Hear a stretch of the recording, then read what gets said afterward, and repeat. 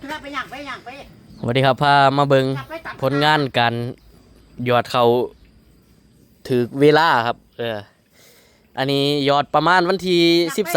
13-14 พฤษภาคมนะครับแปลงนี้กะเวลากะเดือนหนึ่งพอดีนะครับวันที่13-14 พฤษภานะพอดีเป๊ะเลยนะฝนมากอะบ่ต้องย่านบัดนี้บ่ต้องย่านน้ำท่วม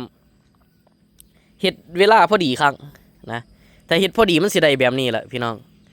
มันสิบ่คือหลายคนที่เฮ็ดมาในปีนี้นะครับที่เจอก็คือเฮ็ดช่วงที่ฝนมาแล้วพอฝนมาแล้วปุ๊บเนี่ยน้ำท่วมเฮ็ดใหม่เฮ็ดแล้วเฮ็ดอีกนะบางคนเฮ็ด 2-3 รอบล่ะยังบ่แล้วอยู่ฝนตกมาห้ำใส่อีกเข้าตายอีกบัดนี้แต่อันนี้พอดีเป๊ะนี่ โอ้เฮ็ดถึงเวลาคักว่ะนี่ละข้อดีของเฮ็ดถึงเวลานะครับ